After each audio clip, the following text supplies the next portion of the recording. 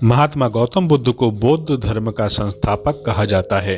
उन्होंने वर्षों बोध गया के बोधि वृक्ष के नीचे बैठकर तपस्या की और इसके बाद उन्हें दिव्य ज्ञान की प्राप्ति हुई। बुद्ध ने अपने विचारों और उपदेशों से पूरे संसार को शांति और अहिंसा का मार्ग दिखाया। इसलिए कहा जाता है कि बुद्ध के विचार आपका जीवन बदल सकते हैं।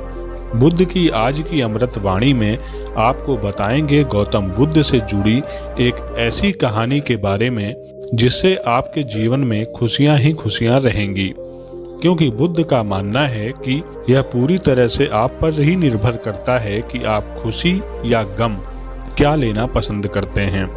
एक बार बुद्ध एक गांव से गुजर रहे थे, लेकिन उस गांव में लोगों के बीच गौतम बुद्ध को लेकर गलत धारणा थी, जिस कारण वो बुद्ध को अपना दुश्मन मानते थे। जब उस गांव में बुद्ध आए तो गांव वाले उन्हें बहुत भला बुरा कहने लगे और बद्दुआएं देने लगे, लेकिन इसके बावजूद भी बुद्ध गांव वालों की बात शांति से और मुस्कुरा कर चुपचाप सुनते रहे।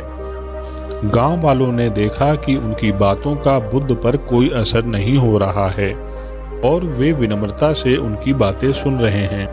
गांव वाले जब बोलते बोलते थक गए तो आखिर में बुद्ध ने कहा कि यदि आप सभी की बातें समाप्त हो गई हों तो मैं अब प्रस्थान करूं। बुद्ध की बात सुनकर गांव वाले हैरान रह गए, लेकिन उस भीड़ में एक व्यक्ति ने बुद्ध से कहा, हमने तुम्हारी कोई प्रसन्नता नहीं की है, हम तुम्हें बद्दुआएं दे रहे हैं, क्या तुम्हें इससे कोई फर्क नहीं पड़ता?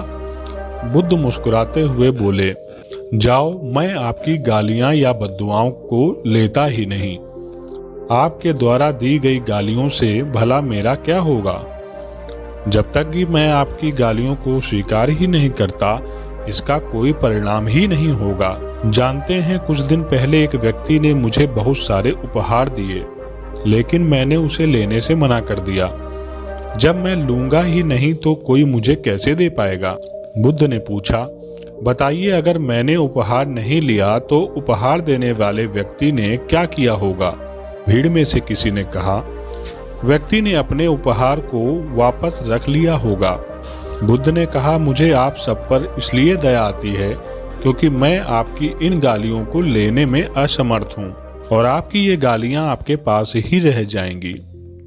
दोस्तों, इस कहानी से सीख यह मिलती है कि भगवान गौतम बुद्ध के जीवन से जुड़ी इस कहानी में हमने ये सीखा कि हम अक्सर अपने दुखों का कारण दूसरों को समझते हैं, लेकिन असल में यह हम पर ही निर्भर करता है कि हम वास्तव में क्या लेना चाहते हैं, खुशी या गम, उदासी या मुस्कान। यकीन मानिए, ये छोटी सी कहानी आपके जीवन में बहुत बड़ा बदलाव ला सकती है।